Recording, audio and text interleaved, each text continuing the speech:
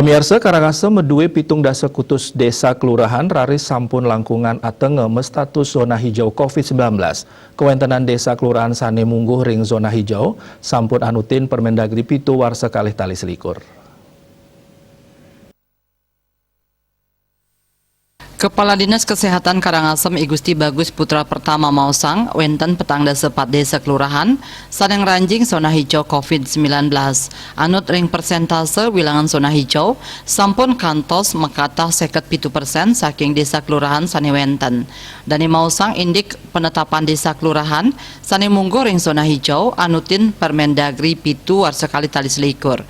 Kuentenan tigang sepat desa kelurahan, sanedangan antuk panglalah COVID-19, sane ngawinang durung ngeranjing zona hijau.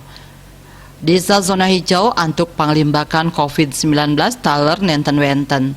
Manut pertama, saking tigang sepat desa kelurahan Inucap, wenten sialikur desa kelurahan pindah ke zona kuning, kali kelurahan zona merah inggih punika kelurahan Karangasem miwa Subagan, tur petang desa pindah ke zona oranye inggih punika desa Seraya Barat, desa Sengkidu, desa Bungaya Kangin miwah desa Pesaban.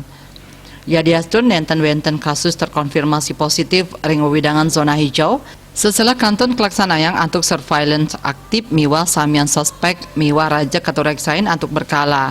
Penampen indik kasus puniki sampun anut ring instruksi Menteri Dalam Negeri sane mausang ngenenin strategi pengendalian kasus.